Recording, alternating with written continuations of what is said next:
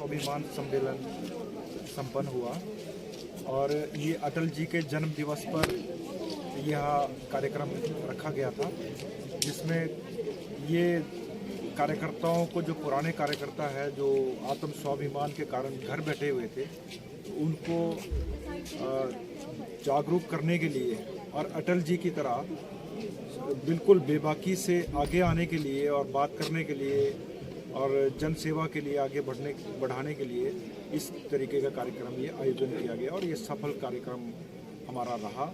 और उसमें हमारे वरिष्ठतम लोग, जो वरिष्ठतम कार्यकर्ता हैं और जिन्होंने पार्टी के लिए वर्ष काम किया, कोई 30 बरस से, कोई 35 बरस से, किसी को मित्तल साहब हैं, उनको 50-55 वर्ष हो गए, तो ये पार्टी के स्तंभ रहे हैं और थोड़ी सी अनदेखी महसूस की हम सब लोगों ने और इस तरीके का कार्यक्रम आयोजित किया गया और ये आगे के भविष्य के लिए भी जो रूपरेखाएं हैं तो उसमें भी हमारी चर्चा इस किस्म के कार्यक्रमों से चलती रहेगी।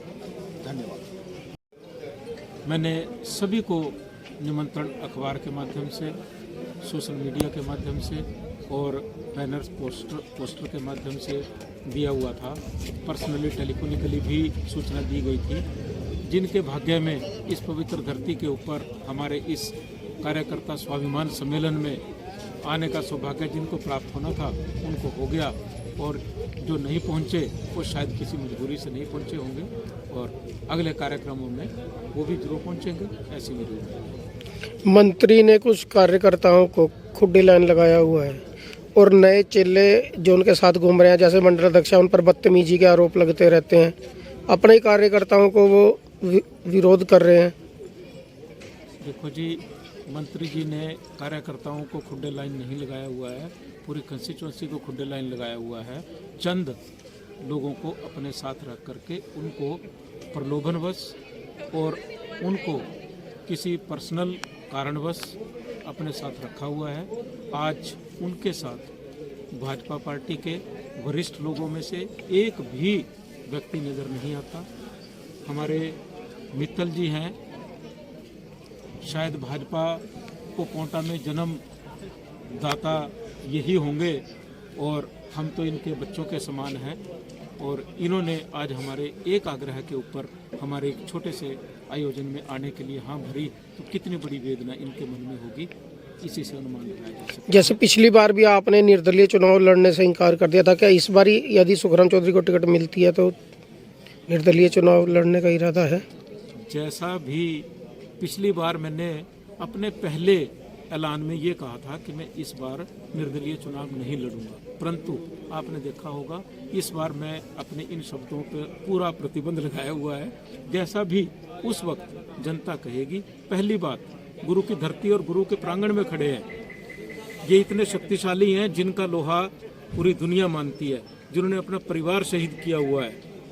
परिवार पूरा शहादत के लिए जाना जाता है, अपने बच्चों को दीवार में चिनवाया हुआ है। तो इनके प्रांगण में खड़े होकर के हम ये कह रहे हैं कि इस बार हम चुनाव लड़ेंगे और पार्टी को इतना विवश हो जाएगी कि हमें टिकट भी देना पड़ेगा। किसी व्यक्ति विशेष का या कोई किसी की पर्सनल व्यक्तिगत बपोती नहीं है, ये जनता की बपोती है, जनता की धरोहर है। भाजपा पार्टी से टिकट हम उसके